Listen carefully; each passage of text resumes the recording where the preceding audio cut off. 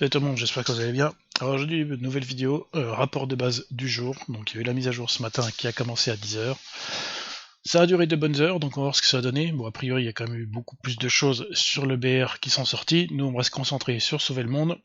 Donc, les frayeurs et les sursauts sont toujours au rendez-vous. Cauchemar, voici un aperçu de ce qui vous attend pendant les 3 prochaines semaines. Ok, donc a priori, déjà pas de rapport de base avant 3 semaines. C'est quand même assez long. Donc, fin du cauchemar, toujours le 20 novembre, ça c'est ok. Alors cette semaine, la porte des ténèbres s'ouvre de nouveau à partir du 26 septembre, donc c'est samedi. Réservez une place pour des frissons garantis, rejoignez l'équipe de la base au terrifiant Chalet du Chêne Macabre, le 3ème hôtel le plus hanté de Fontaine, Planche, Morne, Pic, pour déverrouiller Willow. Donc retour de Willow, aventurière qui est pas mal, je l'utilise dans quelques compos.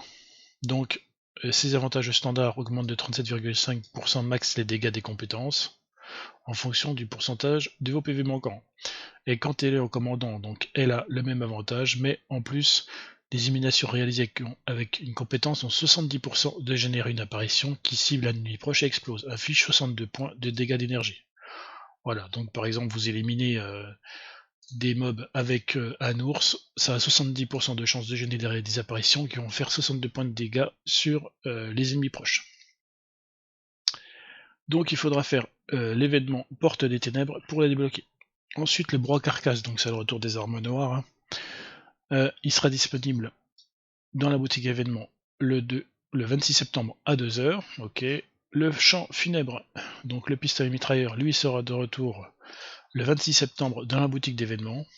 Donc ça, bon, on fera des tests. Hein. Ils sont pas mauvais du tout. Robogenésie est de retour.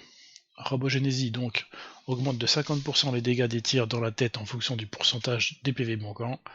Et recommandant, donc la même chose de base, mais en plus, les éliminations par tir dans la tête ont 50% de chance de générer une apparition qui cible un ennemi proche et qui affiche 62 points de dégâts d'énergie. Donc il y a peut-être un petit truc à faire avec lui. J'ai jamais fait de compo avec lui, tiens, on essaiera d'en faire une. Ça peut être assez rigolo. En jouant avec le pistolet mythique qui tire directement dans la tête, il y a peut-être un petit truc à faire. Le Fossoyeur qui est de retour, ça c'est une bonne nouvelle, il y en a énormément d'entre vous qui souhaitaient l'avoir. Donc le voilà, il sera disponible le 10 octobre dans la boutique événement. Ensuite, on a une petite phrase, restez à l'écoute du rapport de base pour en savoir plus sur une prochaine série de quêtes à l'issue de laquelle un autre membre de la base rejoindra votre équipe. Qui cela peut-il bien être? On se retrouve en Sylvanie. Donc vous savez qu'il y avait Riggs qui avait rejoint l'équipe, hein, le commandant de la base. Ensuite, on a eu le ninja Burger, son nom m'échappe, Dennis, voilà, qui avait rejoint aussi les héros. Donc là, on peut s'imaginer qu'il y aura un autre héros qu'on va pouvoir jouer, un autre héros de l'équipe. Donc voilà. Bon, petit rapport de base au final, puisqu'il y a. Bon, c'est le retour des armes noires, c'est le retour de Willow, retour de Jonesy Robot, tout ça c'est du connu. Le Fossoyeur, j'en parle même pas, ça fait 3 fois qu'il sort. Bon, j'espère juste, voilà, il y a la bonne nouvelle, la seule nouveauté en fait, c'est un autre membre de l'équipe qui va pouvoir être jouable. Alors, on va basculer sur le jeu. Voilà, on bascule sur le jeu parce que dans le rapport de base, une chose qui est quand même étonnante, c'est que maintenant on a des zones 160. Alors je suis très étonné qu'ils en parlent pas dans le rapport de base, c'est quand même un changement relativement important. Et puis c'est une nouveauté de plus, sachant que le rapport de base, il n'y a pas vraiment de nouveauté, donc ils auraient pu rajouter ça. Donc voilà, maintenant on a